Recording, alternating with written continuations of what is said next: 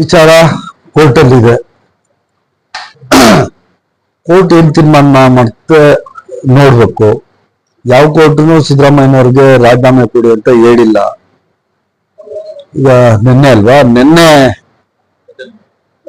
ನಿನ್ನೆ ಪರ್ವತಮ್ಮನವರು ಸ್ವಇಚ್ಛೆಯಿಂದ ನನ್ನಿಂದ ನನ್ನ ಪತಿಯವರಿಗೆ ಆಘಾತ ಆಗಿದೆ, ನೋವಾಗಿದೆ, ಅವ್ರದ್ದು ರಾಜಕೀಯ ಜೀವನ ಎಲ್ಲೂ ಕಪ್ಪು ಚುಕ್ಕೆ ಇಲ್ದಂತಹದ್ದು, ನ್ಯಾಯಯುತವಾಗಿ ನನಗೆ ಸೈಟ್ಸ್ ಬಂದಿದ್ರು ಸಹ ಇದೇ ಸೈಟ್ಗಳಿಂದ ಅವರಿಗೆ ವಿರೋಧ ಪಕ್ಷಗಳು ದಿನ ಅವರಿಗೆ ನೋವುಂಟು ಮಾಡ್ತಾ ಇದೆ ಅಂತ ಹೇಳಿ ತಮ್ಮ ಪತ್ರದಲ್ಲಿ ಉಲ್ಲೇಖ ಮಾಡಿ ನಿನ್ನೆ ದಿವಸ ಅವರು ತಮಗೆ ಮೂಡಾಯಿಂದ ನ್ಯಾಯಯುತವಾಗಿ ಕೊಟ್ಟಿದ್ದಂತಹ ಸೈಟ್ಗಳಾದ್ರೂ ಸಹ ನನಗಿದು ಸಹವಾಸ ಬೇಡ, ಈ ಸೈಟ್ಗಳು ನನಗೆ ತೃಣಕ್ಕೆ ಸಮ, ನನ್ನ ಪತಿಯವರ ನೆಮ್ಮದಿ, ಅವರ ಸಚ್ಚಾರಿತ್ರ ನನಗೆ ಮುಖ್ಯ ಅಂತ ಹೇಳಿ ವಾಪಸ್ ಕೊಟ್ಟಿದ್ದಾರೆ.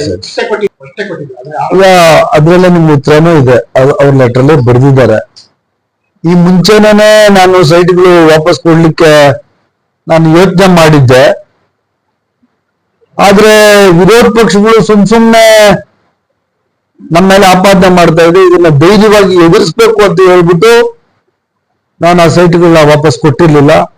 ಆದ್ರೆ ಈ ಬೆಳವಣಿಗೆಗಳು ದಿನಾವೂ ಅವ್ರಿಗೆ ಆಗ್ತಾ ಇರೋಂತ ಈ ಕಿರುಕುಳದಿಂದ ಬೇಸತ್ತು ನಾನು ಸೈಟ್ಗೆ ವಾಪಸ್ ಕೊಡ್ತೀನಿ ಅಂತೇಳಿ ಮೊನ್ನೆ ನಿರ್ಧಾರ ಮಾಡಿ ವಾಪಸ್ ಕೊಟ್ಟಿದ್ದಾರೆ.